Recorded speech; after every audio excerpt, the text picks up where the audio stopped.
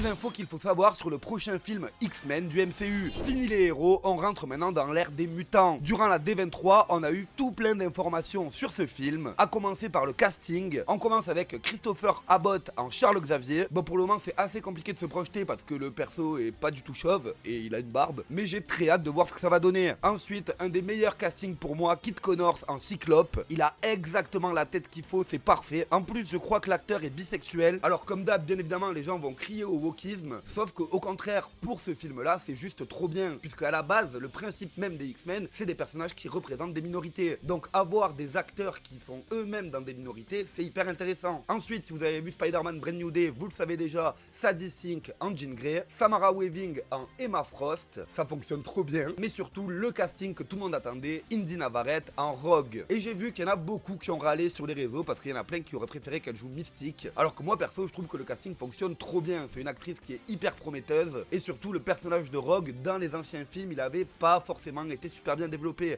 Donc là, hyper hâte de voir ce que ça va donner. Ensuite, on a Maya Boyd en Tornade. Niveau casting du méchant, ça sera Adam Driver en Mr. Sinister, et ça aussi c'est juste génial, parce que Mr. Sinister, on l'a jamais réellement vu dans des films en live action. En fait, ce qui est trop bien avec ce casting, c'est que Marvel semble avoir choisi des acteurs assez jeunes pour pouvoir les garder pendant très longtemps, un peu comme ils avaient fait avec Tom Holland à l'époque où il a été casté en Spider-Man, ce qui a permis au MCU de faire évoluer son personnage sur plusieurs films et plusieurs années en même temps que l'acteur. L'idée serait donc de faire la même chose avec les X-Men, commencer dès leur début, montrer leur évolution et construire cette équipe sur toute la nouvelle saga. Pour finir, le film sera réalisé par Jake Schreier, le réalisateur de Thunderbolt, donc ça aussi c'est une super idée parce que dans Thunderbolt on voit bien la synergie entre les personnages, surtout qu'en plus dans Thunderbolt il y a tout le délire des traumatismes de Sentry, etc.